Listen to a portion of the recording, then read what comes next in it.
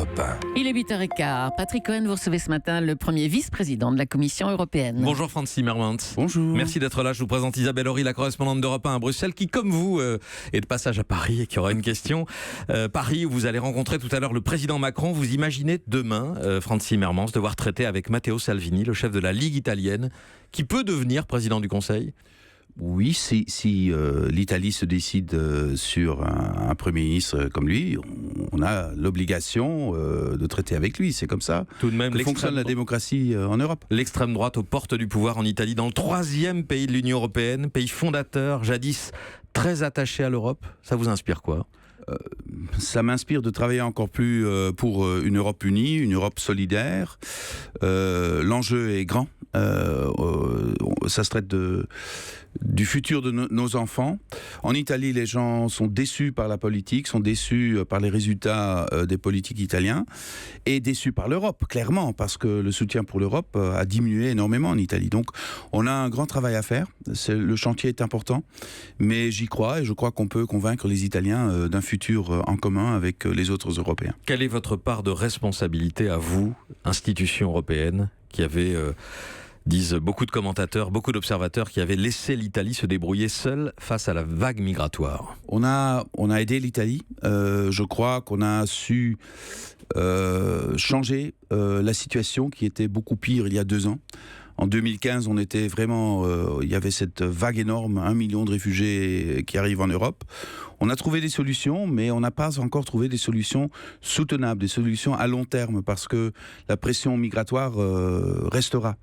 Donc il faut trouver, avec les États membres, une manière de mieux protéger nos frontières extérieures, une manière de travailler plus étroitement avec les pays d'origine et de montrer qu'on est solidaire à l'échelle européenne quand il y a une crise migratoire. Oui, mais la solidarité, elle a ses limites. La pression, elle est d'autant plus forte sur les pays aux abords de la Méditerranée, comme l'Italie, à cause du règlement de Dublin, qui veut que tout migrant doit demander asile dans le premier pays européen dans lequel il est arrivé. C'est pour ça qu'on a proposé de changer ces règlements, qu'on a proposé d'introduire une solidarité organisée dorénavant.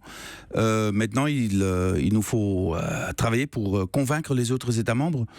Peut-être que le résultat des élections en Italie montrera aux autres États membres qu'on ne peut pas laisser un État membre tout seul avec une problématique pareille.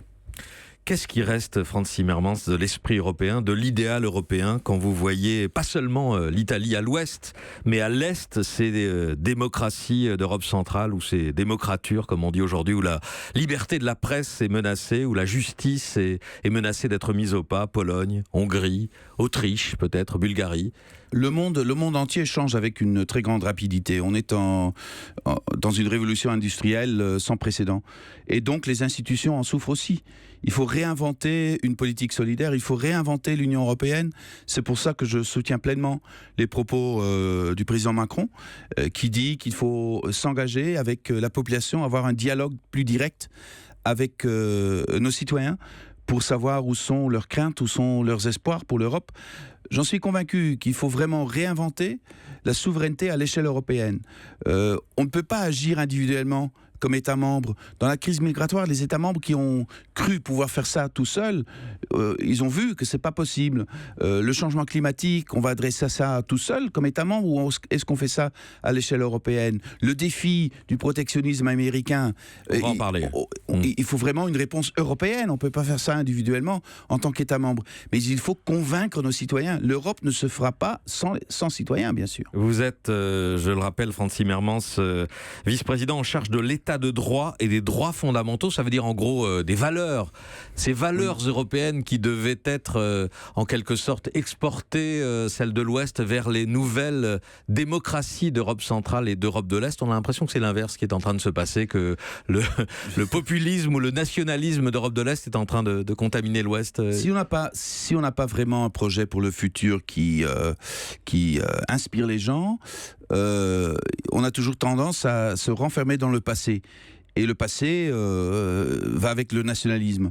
Et donc, on doit vraiment formuler un projet européen qui est plus optimiste que le projet qu'on a maintenant, qui voit des opportunités pour nous, pour nos enfants, pour nos petits-enfants, de trouver une place dans une société solidaire. Et on a aussi des succès à montrer. Regardez un petit peu les pays baltes, c'était l'Union soviétique encore en 1980. Maintenant, ce sont des pays vraiment très performants, où l'état de droit est garanti, où la séparation des pouvoirs n'est pas remise en cause.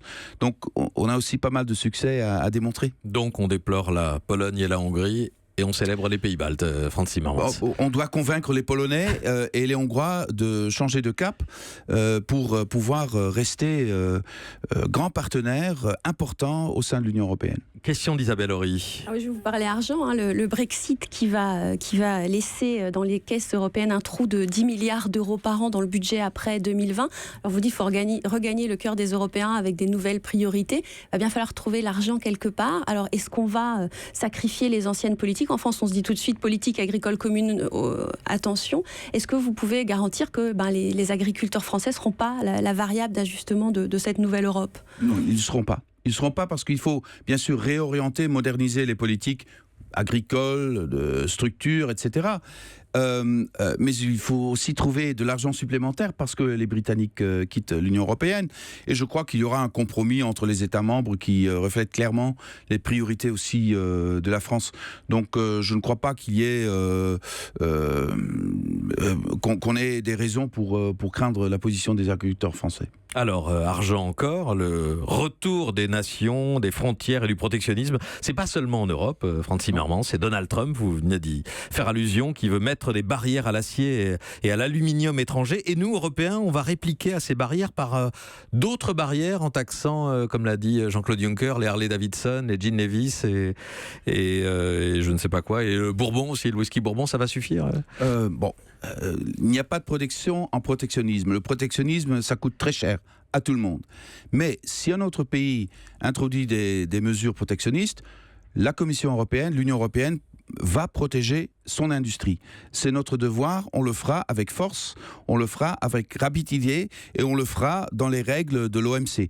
Donc pour nous, c'est un message qu'on envoie très clairement à Washington. Ne faites pas ça parce que ça va nuire à tout le monde, mais si vous le faites, on réagira. Et on réagira donc avec des montants, des volumes équivalents, c'est-à-dire aux préjudices subis par les industriels européens. Exactement, ça sera proportionnel aux activités des Américains. Donc ça ne se limitera pas aux Harley-Davidson et aux Gin Levis. Non, ça peut aller dans tous les sens. Ça dépend un peu des mesures des Américains, mais notre réaction sera proportionnelle. Il y avait une liste qui avait été mise au point en 2002 après une première volonté américaine, c'était sous l'administration Bush. Il y avait du jus d'orange, des pommes, des lunettes de soleil, des photocopieuses. Cette liste, elle est toujours valable, elle est toujours en vigueur, Frans Timmermans ? Je ne vais pas élaborer sur la liste exactement. Ça dépend un petit peu des mesures annoncées par les Américains. Mais on est prêt d'agir avec force et d'agir rapidement. Avec, donc, de la même façon que les Américains. De la même façon. De la taxation des droits de douane. On a le devoir de protéger notre industrie et on le fera. Et c'est conforme, encore une fois, aux principes édictés par l'Organisation mondiale du commerce, l'OMC. C'est conforme aux règles de l'OMC, oui. Quelles seront les conséquences d'une telle guerre commerciale ? Qui sera perdant ? Tout le monde. Tout le monde perd. Tout le monde perd. C'est pour ça que je ne comprends pas. Les premiers perdants, ce seront les Américains. Mais quand on entre dans une guerre commerciale, il y aura des perdants partout. Et ici, en Europe, éventuellement, des hausses de prix dans certains secteurs ? C'est possible. Donc il faut faire tout ce qu'on peut pour éviter cette guerre commerciale. Vous allez rencontrer tout à l'heure le président français Emmanuel Macron, Frans Timmermans. Qu'allez-vous lui dire ou que pensez-vous entendre des projets de réforme de l'Union européenne qui avaient été lancés, espérés par Emmanuel Macron avec l'Allemagne ? L'Allemagne, désormais, un gouvernement stable. Pour l'Italie, évidemment, ça n'est plus le cas. Oui. Quelles sont les perspectives aujourd'hui ? On voit partout en Europe, dans mon pays, dans d'autres, je suis néerlandais, dans mon pays, dans d'autres pays, on voit qu'on attend les projets franco-allemands maintenant. Donc il y a une très grande responsabilité sur les épaules d'Emmanuel Macron, avec Angela Merkel, de créer une relance de l'Europe. Et j'ai vu les projets du président de la République, je partage beaucoup de ses idées, et je crois qu'on a vraiment besoin d'une telle initiative. Et je crois que la grande majorité des États membres voient très bien que c'est à l'heure de faire quelque chose et voit très bien que c'est dans l'intérêt de tout le monde d'avoir une Europe performante, d'avoir une Europe qui a le soutien de sa population. Une avant-garde franco-allemande, ça peut encore marcher dans l'Europe d'aujourd'hui, cette Europe à 27 dont Jean-Claude Juncker avait dit qu'elle devait avancer à 27 il y a quelques semaines. Ça peut marcher parce que c'est une invitation ouverte de Macron et de Merkel. À autres. J'ai dit au Premier ministre néerlandais, je l'ai dit à Rajoy en Espagne, je l'ai dit hier à Antonio Costa au Portugal. Faites partie de cette avance, faites partie de cette initiative parce que c'est dans l'intérêt de tous nos pays. Sauf que ce que voudrait le couple franco-allemand, enfin ce qui est en projet, c'est davantage d'intégration européenne. Et on voit que dans ces élections, et notamment dans les élections italiennes, les peuples refusent ce pas supplémentaire vers l'intégration. Si on parle dans l'abstrait de intégration européenne, ça ne veut dire rien. Par exemple, un ministre commun. Mais si on dit il faut relancer notre économie, il faut créer de l'emploi, il faut mieux protéger nos frontières extérieures, il faut faire face à la menace du terrorisme ensemble, il faut faire face à la menace russe ensemble. Si on fait ça comme ça, si on présente des projets concrets, j'en suis convaincu que la population soutiendra ces initiatives. À 27 ? À 27, oui. À 27, oui. Tout le monde marchera sur le même pas ? Oui, je vous donne l'exemple de la Pologne, où j'ai un contentieux avec le gouvernement polonais qui dure depuis 2 ans. Le soutien pour l'Union européenne, en Pologne, n'a pas baissé, il a monté. Le soutien à l'Union européenne dans les études d'opinion, dans les sondages, oui. Enfin, le gouvernement reste encore populaire. Oui, mais en même temps, la population l'Union européenne veut rester au sein de l'Union européenne, soutient l'idée européenne. Pour avoir les avantages de l'Union européenne, peut-être aussi. Mais aussi parce que la Pologne ils ont beaucoup bénéficié des fonds européens. Ils ont bénéficié, mais aussi du point de vue des sécurités. La Pologne est plus indépendante aujourd'hui que jamais dans son histoire, grâce à l'intégration européenne. Merci beaucoup Frans Timmermans, premier vice-président de la Commission européenne, d'être venu ce matin en direct au micro d'Europe 1. Europe 1.